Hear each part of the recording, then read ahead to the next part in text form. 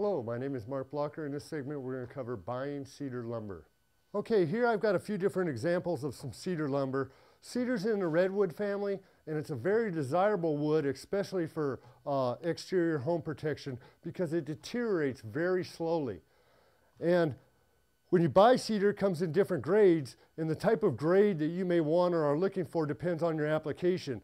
All the examples of cedar I have here are what they call a VG clear. That's a vertical grain clear board. In other words, there's no knots present or visible.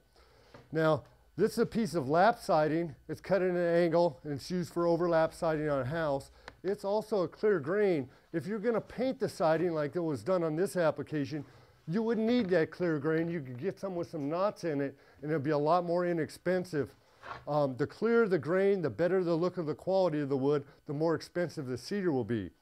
Cedar is also used widely on interior closets because moths and other insects of that nature don't particularly like cedar, and they'll avoid that area. That's giving you better protection for your clothes against those type of insects that might infest your clothes or stuff of that nature. This is a tongue and groove cedar, and it's put together like so, and it's used commonly in closets.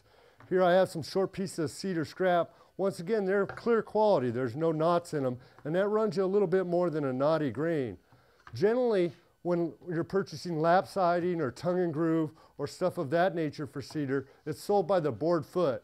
In other words, this board times how many feet long it is, whether it be 3 foot, 4 foot, 10 foot, or whatever the case may be.